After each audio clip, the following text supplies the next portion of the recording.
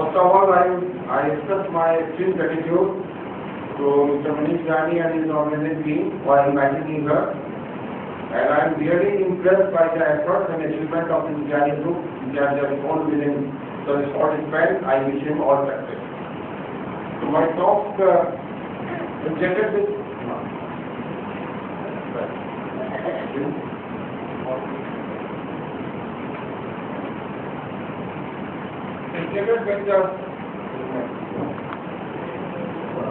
Alzheimer disease in neuropathological perspective. I will present a brief overview at present status and then a brief highlight of the work we are doing and have done at this area. So first of all, I would like to tell you this cognition and what is the cognition disorder. The word we use dementia is derived from a Latin word de away, mental mind. Because nowadays Alzheimer disease you will find so many articles and so many in journal magazines. The author was the memory of Alzheimer disease. One must be sure that this deterioration cognitive ability is that impairs the previously successful performance activities of daily living. This is the most important phase of that. Occasional forgetfulness, occasional memory.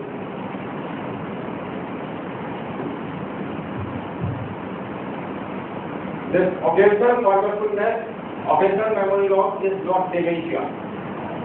And cognitive impairment are in memory, attention, judgment, orientation, comprehension, learning, calculation, problem solving function. Behavioral changes may also be associated. Forgetting recently learned information is one of the most early signs of dementia, but when it is persistent and affecting the daily life. Among the causes of dementia, we see that 57% is from the Alzheimer disease. It is the most common cause of dementia, and then 30% is the vascular and you can go on this infection. Dr. Sharma was asking about HIV. The infections are also known to produce dementia disorder. So now we come to the Alzheimer disease as such. It was first described by the American Alzheimer in 1907. The physician is Alzheimer in a patient about 6 years. In the old lady, it was described, and in 1910, Emil has named the disease after the name of Alzheimer. So the disease has been named after the name of physician, not after the name of physician. So she is the first patient, and he was the first patient to describe it.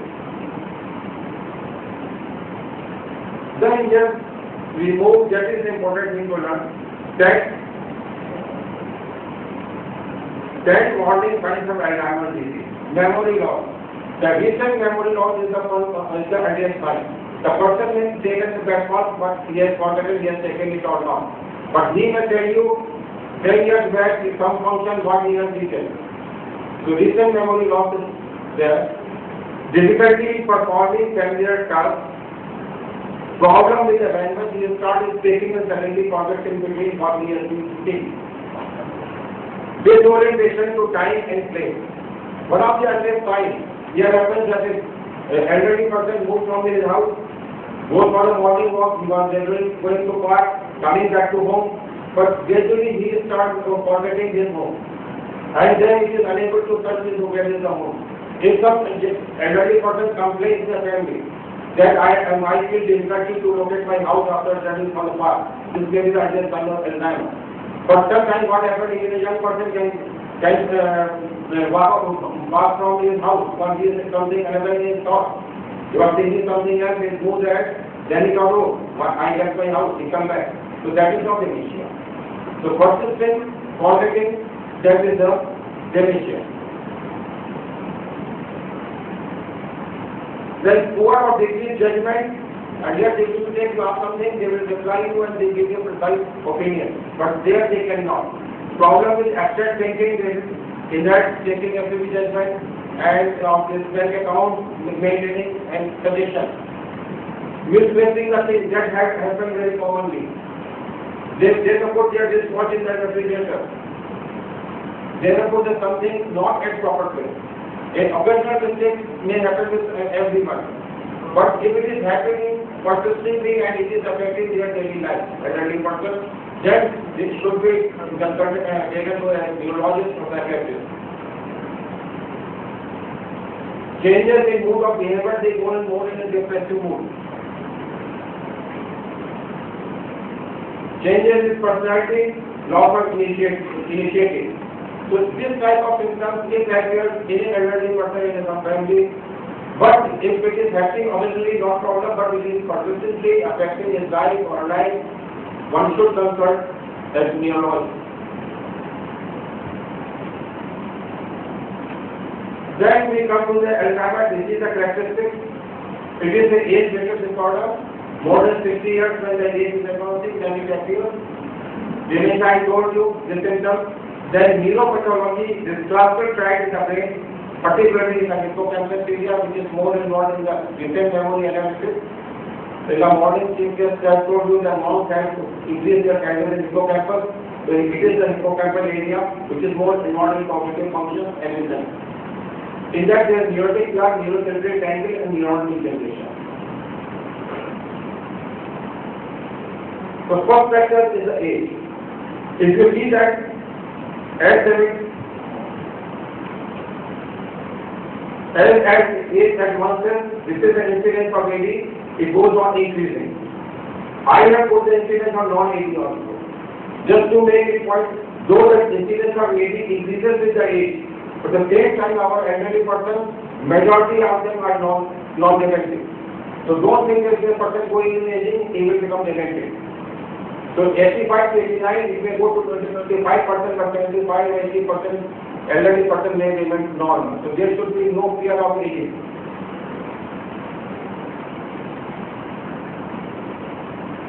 Then there is a difference between East and West system. Organs of Alzheimer's disease in the eastern country are less than the western country. I will give you just some incidences in India.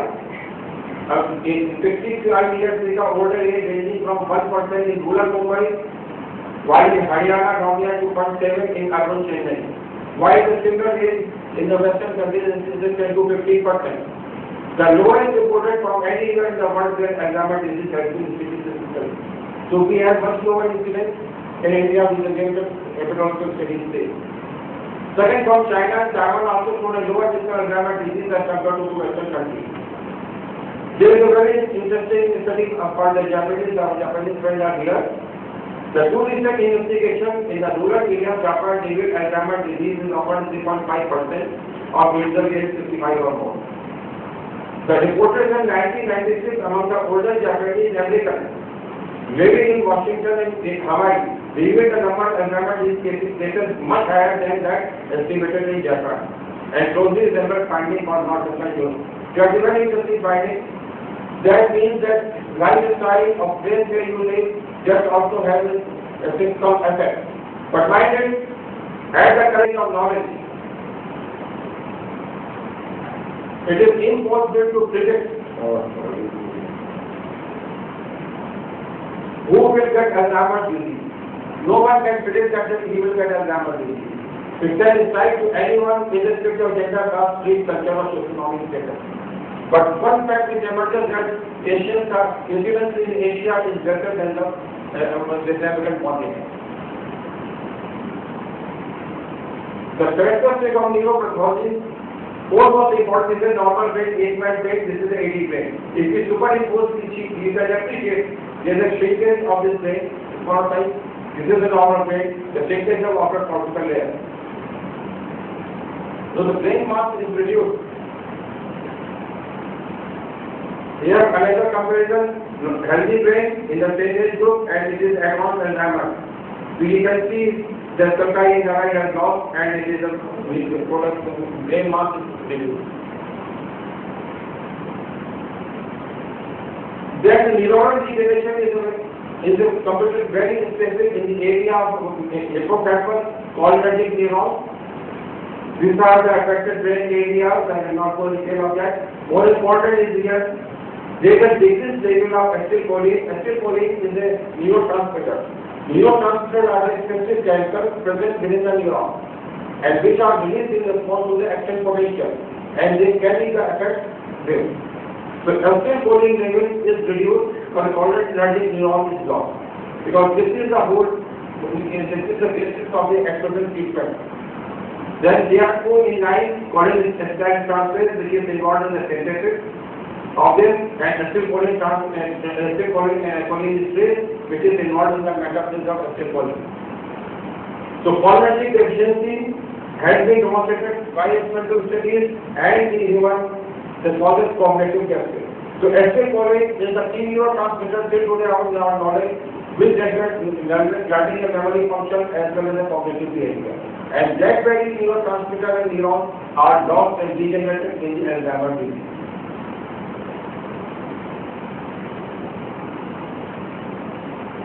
That is the picture of MRI I taken from the internal medicine of Harrison. 86 neuron normal. This is the hippocampal. You see 77-year-old elevation. How much hippocampal system? You can actually even appreciate that hippocampal is the most affected area in the case of Alzheimer's disease. Then the characteristics of Alzheimer's further. This is the Alzheimer's cell. There is a plaque you will find. This is a healthy cell. Alzheimer's disease has many fewer nerve cells and tangles than a healthy brain. Plaques, abnormal cluster of protein fragments will develop within nerve cells. There is dying nerve cells contain tangles. Causal neuron present tissue loss in Alzheimer's brain are not certain, but plaques or tangles are the time suspect. But still it is a question, they are the cause of consequence. That is the pneumatic plaque. Plaque, this is the plaque. Plaque consists of 6 sticky deposits beta amyloid protein mixed with other proteins dependent on neuron, non-nerve cells such as metal gland and other gland cells. Very brief, I will tell you how this amyloid protein is formed. I think the next speaker study will be more on the amyloid protein part. So this is the extra neuron structure and pneumatic plaque. And it contains a spherical deposit of beta amyloid. Beta amyloid protein is derived from the amyloid precursor protein. There is a glycoprotein.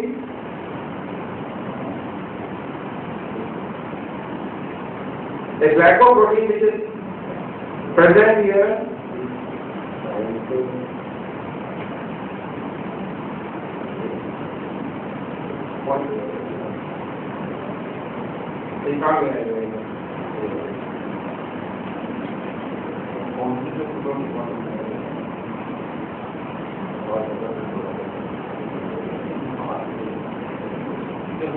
Earlier this beta amyloid protein is derived from the amyloid precursor protein, which is a glycoprotein present in the neuron as well as in the non-neuronal cell membrane.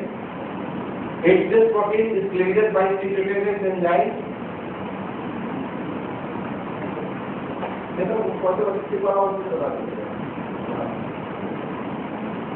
So this is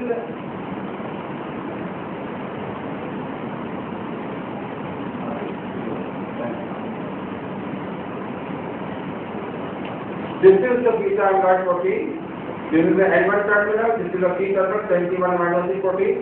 This is the membrane. This is intercellular, this is interneuron, it is outside.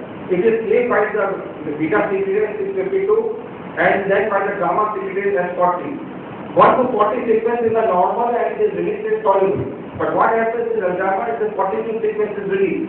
So 1 to 40 sequence is insoluble and they aggregate and they make a plaque. You can slide forward.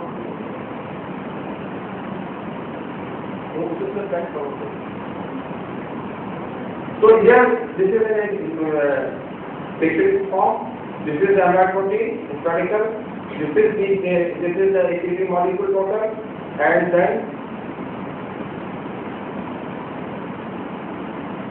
this is given by the enzyme beta secretase. You see here, alpha secretase is in between and is in non-amyloid protein and gamma secretase here. Because these enzymes have been targeted for the drug development.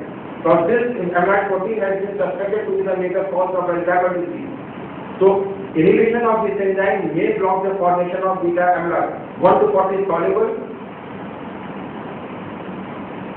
one is 1 to 42, it is in circle simpler, and they start clumping together. And after clumping and deposits of the other with the protein, then non-nerve cell, backslide, the nerve cell.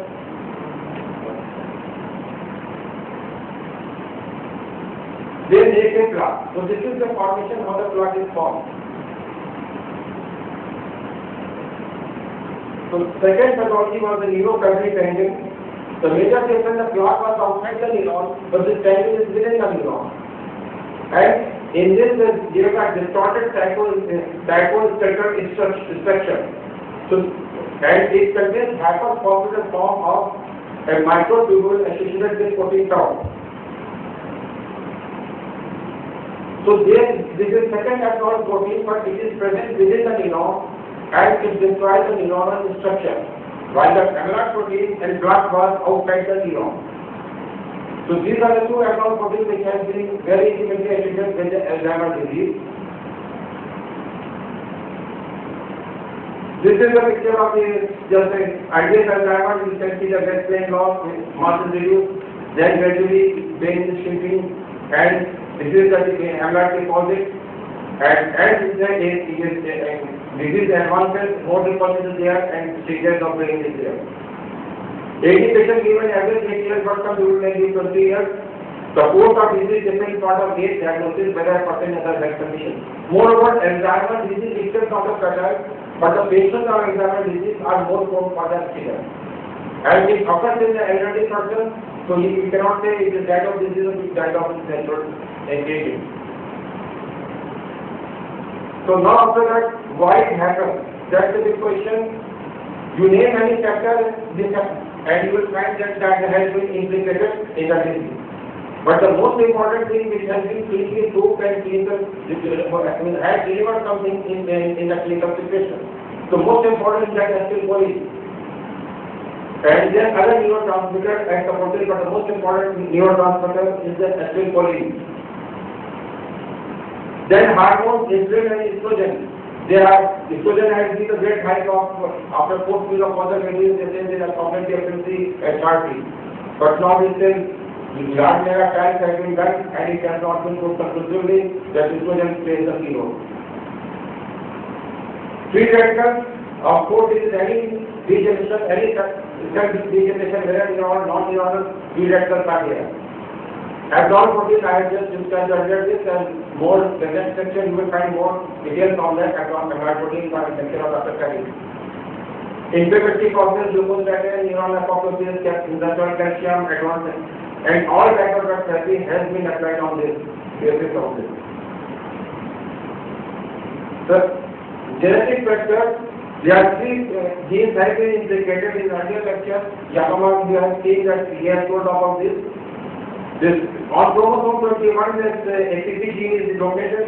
It was observed that in a Down syndrome, usually Down syndrome patients don't survive much.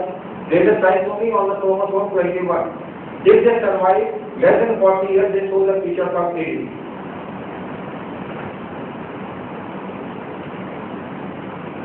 And then there is a single point mutation very not activation at table 17. There is still 1 on chromosome 24. And 3 2 on chromosome 22. They encode protein and this protein and these proteins are involved. Their cytoplasmic interneuron proteins are involved in the maintaining of the structure of neurons. This was found in the cellular onset Alzheimer, which is in Volga German family. They are a very close family, Volga German. Studying in Germany, home the USA in some states, they was found there at increased level of AB 41 to 42. And multiple point mutation of this selenium gene. But the fact is that there is a less than 20%, almost less, genetic based Alzheimer among the total Alzheimer. So total Alzheimer disease is sporadic, not genetic based. In sporadic Alzheimer, people have been apolipoprotein gene 6 on chromosome 15, 19, which is involved in cholesterol transport.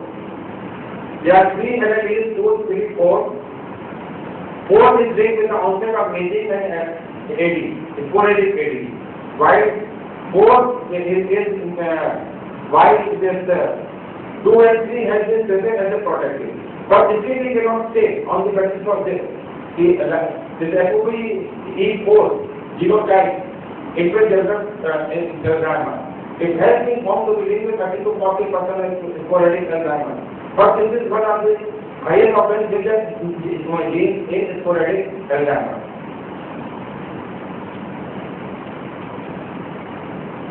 Then the strategies for the drug therapy of Alzheimer's disease, all type of drugs have been tried. Already announcement that is the main stage till today. I will tell you that is proved by inhibiting the metabolizing enzyme, acetylcholine state. If you inhibit the metabolizing enzyme, naturally the level of substance will increase, acetylcholine will increase. There is a lot of acetylcholine, so approach is to increase the acetylcholine level, and that is achieved by inhibition in its metabolizing enzyme. The anti-inflammatory, all this has been done, but they have been tried and this thing, but not much success.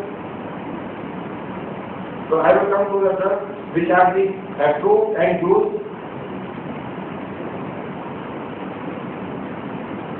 The Statine was the first drug approved by the FDA for treatment of Alzheimer's disease in 1993. It is acetylcholine legal. Here are the dose and frequencies. I will not go detail of that. Then 1996, donepezil came, levetiracetam in 2000, daruntamab in 2001. All these are acetylcholine inhibitors.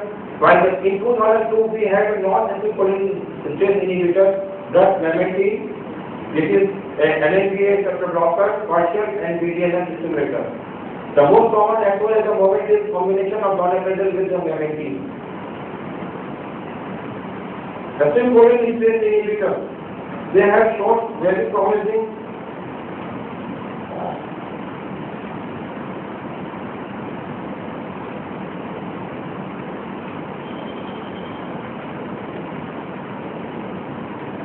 the therapeutic benefits. They improve the cognitive and behavioral domain and may influence neural function survival. MRI studies in patient indicators, acetylcholine inhibitor may increase cerebral blood flow, improve glucose metabolism. There was a study on the functional MRI too. They have shown even the neuron protection against the neuron loss in the hippocampal. But these drugs are full of side effects also. They produce a critical side effects that include abdominal pain, diarrhea, nausea. They may affect the heart, they may reduce the rate of the heart, and caffeine may cause liver toxicity. So the approach was that there are two abnormal proteins in the Alzheimer's disease. So basically against the protein we need a vaccine. So with the great effort the vaccine was developed against the beta amyloid, and it was named at 1792 AM. It was very effective in a transgenic mice, but when it was in clinical trials, it was found relatively safe. One patient died after 2 years. Phase 2 multi-center trial was done, and then suddenly side effects started appearing, and there was a brain infection type of reaction, autoimmune reaction, and patient, a sufficient number of patients showed death. So trial was stopped. And the result, even it was analyzed that there are no significant after death of patient autopsy was performed. And it was observed in the brain that there are fewer amyloid deposits there. So one thing was clear, it has reduced the amyloid dose. But there are no significant difference between vaccine and placebo on the major test functional. So anyway, it was not a clinical success. So other approaches for anti-amyloid were started. I will go just quickly on that. The active immunization, it is under the progress area development. Then passive immunization approach is also the development. I told you there was an enzyme, gamma secretase enzyme, which used to cleave the amyloid protein, which was involved in the formation of amyloid protein. Inhibitors were developed, but they were found not to be effective in patients. So recently some few more anti-aggregate approach has been started, and it is under phase 3 inconclusive. Then the second one is showing some promise. And another thing that recently the lower molecular weight amyloid is being targeted nowadays. The next lecture you will get more information on that. And then with the gamma band, this is clearance of beta amyloid. Then again the top protein, they are at the different development stages, phase 2 improvement, then mechanism view, it is also again agricultural. To take that application, then development, all these drugs, especially which is antioxidant, neurodegenerative, anti-diabetes, they are various stages of clinical development, and some have shown some promise and some are not. But the major drugs are still today is polynuclease inhibitor. So this is the present syndrome, the global syndrome of the treatment and the knowledge about the polynuclease. So now I move forward to highlight brief what we are doing at the CDRI. This is the building of CDRI, this is the palace, the Mandir Palace.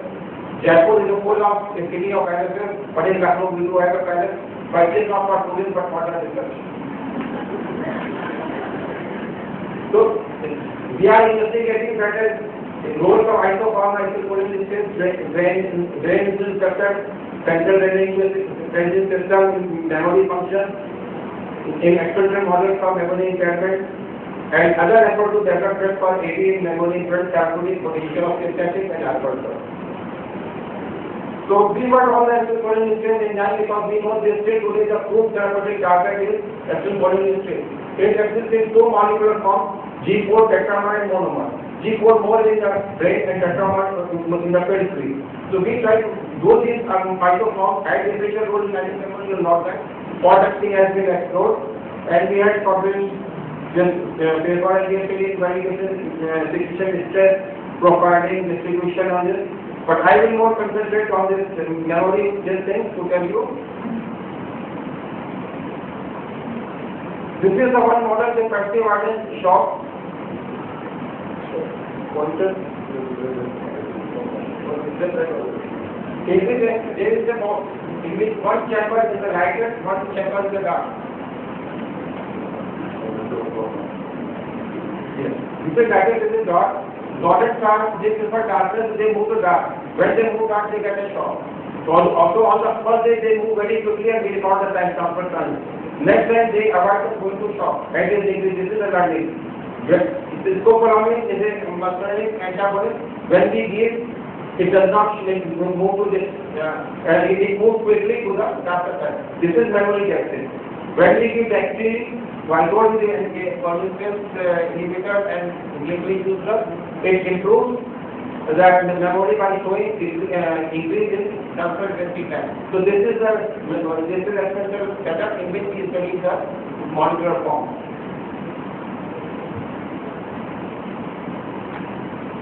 So what we can just is quickly that first we try the whole brain to find out is the fast protein liquid chromatography. Which fraction contains the D4 or which one contains the D1. So we find that fraction 9, that shows the molecule is near to 616 and cholinergic single molecule is 150. So this is the G4, this is the G1 13 fraction. So when we compare to learning and this is the control train, you see that yes, this G4 is reduced, fraction is reduced. A reduction in cholinergic enzyme activity means increased cholinergic activity and more learning. And with the drug, scopolamine, you see the scopolamine with the tertiary is also being decreased. With the scopolamine, it was driven to the control. So G4, changes in G4 is linked with the training and action of tertiary.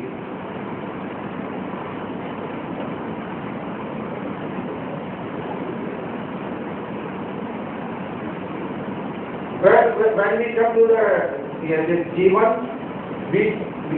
static just gets suppressive, but the trained animal did not show change. So that's why we concluded that decrease activity G4 occupies hippocampus, that result of the hippocampus. In trained and statistical group indicates increased cholinergic activity, enhanced cholinergic activity, effective learning memory. We concluded on that basis. G4 molecule form naming potential therapeutic target for development of better and more specific anti-dementia drugs because it is more linked with the memory function. The paper is published in 2005. Then we studied also the memory impairment neurodegeneration with the cholinergic stick and stability model, and this I will show you just in very brief about okay, use memory impairment model for screening anti-dementia drugs. Here is the model water maintenance, in which we have a pool, we fill with the water, dark color, and there is a hidden platform. We place the rat and it tries to swim to reach on the platform. So by physical training, it learns and usually 50 reaches to the platform. That is the learning. Shown in the picture. On the first session, this control rat it is taking too much time to reach this platform. Generally, opioid, treated rat, and donepezil and memantine, these are anticholinergics are treated rat. But when we move to the second session, you can see control is showing less zigzag, but here still moving on periphery and taking more time to reach there. Or similarly, donepezil memantine, they are taking less time and less zigzag as compared to opioid treated. Here it is on first session.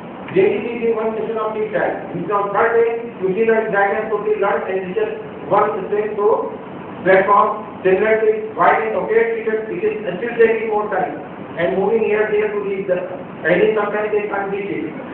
But when we treat with the donepezil and memantine, they are reaching the platform. That shows these drugs are very effective against this memory impairment, and this model we suggested to be used as experimental model for screening of anti-dementia drugs. Then we have got recently on the brain and insulin, because there are specific brain insulin receptors in the brain. We found that there are brain receptors might have role in generation memory function. This is the signaling pathway, IRS-AKT pathway, CH3 become hippocampal activated. Brain angiotensin, they may central. Brain angiotensin is more involved in the cardiovascular, but in the brain there is a system, and that may be of influence central blood flow and memory function.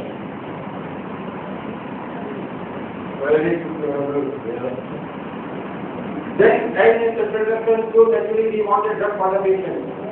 So on that basis, we have tried to compare the relation of memory enhancer among the herbologists. We have inverted electrolyte and then glucolipid and effect of quercetin and curcumin. We have to see the curcumin here also and silibinin. These are all antioxidants. The question was where the antioxidant can you play a role by protection from neurodegeneration. We have obtained the US patent and European patent for the use of glucolipid as competitive enhancer. Synthetic compounds, we are also in that interested, and we are recently published in journal, and for that we have taken European and US patent as a potent active modeling inhibitor. I will just give you 3 highlights of the glucolipid.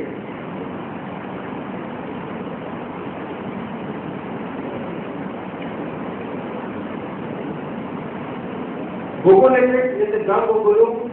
It is Comifera digitale. Gum is an actual Comifera digitale has been used in Ayurvedic medicine for more than 2000 years to treat a variety of ailments like obesity, lipid disorder, rheumatoid arthritis. Gokul extract of resin plant of Comifera digitale developed TDRI and hypertension and products introduced in the market as a glucolipid. It was used in the patient, it is being used in the patient, and made up of glucolipid is glucolinol. And as you see the model I told you firstly what is, in that like donepezil is compared to the standard drug, glucolipid in a dose-given manner has increased this discoplamine against memory capsid. So that shows the potential as anti-dementia drug. This further studies for the normal, this is mild water, this is the normal control rate. Here you can see they may show a little early learning, a chronic administration of glucolipid. Then we come to the neurodegenerative dementia model histophagocytosis, in which we give the histophagocytosis bilaterally in the brain, and after 14 days they study the memory function and they show memory capsid. If during that period we give the glucolipid 30 mg per kg, in preventive mode or even after this memory capsule, buccal shows a very prominent and significant prevention as well as improvement. That you can appreciate from here that this is the normal learning in the swimming. If you remember the swimming test, there is a gradual decrease in latency time indicates successful learning. And suppose something that they don't show decrease, that is memory deficit. This is the standard neuropathology which shows here a significant decrease in the suppose. This is the pattern of to study and interpret that system is potential anti-dementia. So here when we give Google effect, prior to that it shows the decrease, and after the establishment of that we give it shows the decrease. So Google effect was found to be effective as preventive as well as post-symptomatic. Because in the clinical situation, patient will come with the symptoms, so that should be effective when symptom is already there. So find out from mechanistic aspect, we study the acetylcholine activity, and we found the Google effect in that on chronic administration, preventive mode decrease the acetylcholine activity, but not in a short-term administration. So chronic administration of Google effect may decrease acetylcholine activity and increase cholinergic activity. Then it has decreased, it increased the CSF level, indicating an antioxidant activity. Consequently, decreases CSF, and while Google effect increased it. Then another marker of oxidative stress, NPA, was significantly decreased by the Google effect treatment 3 or 4. So all that tells that Google effect acts as a potential anti-dementia drug. This activity can be attributed to the antioxidant activity as well as enhancement of cholinergic influence. Wherever we had published paper 7 and we obtained the patent for this, because this drug was used in the patient as to decrease the lipid level. So with that we come to the final and summary. What happens? There is a cholinergic neuron loss in hippocampus. We have two abnormal proteins. Whether they are causing that or they are consequent, we don't know, but they are most significantly factors. Causes may be stress, inflammation, hormones, electrical, metals, genetic, or maybe we still do not know which is the real cause. So what we need in a patient, cholinergic neuron loss, we know they cause a symptom of dementia. So dementia is improved by the cholinergic drug, but we need a neuroprotection here to modify the disease progression. So what we need to drug which can act here as well as can act here. So in that way, Google effect is one of our efforts which has shown antioxidant activity can stop the progress of the neurodegeneration, and cholinergic activity may help in improvement of symptoms. So we hope we may get more effective drug of maybe just like that we have both actions as on the cholinergic activity as well as the neuroprotection. And that is our future hope that if we get this, so this black and white blue lady may be converted to smiling colorful lady. I acknowledge my dear person, Dr. Madhusiki Radishwar, the scientist of PRI, and this is my PhD student, the computer work on the acetylcholine stress, Gunjan Saxena work on the neurodegenerative converting mechanism, Rahul Agarwal work on the insulin receptor. These three are working, Santosh Kota, Daniel Nicholas, Thomas Obeding effect, we are on the character neurodegeneration. This is the your mostly this is situated our institute. So with that, I thank you all.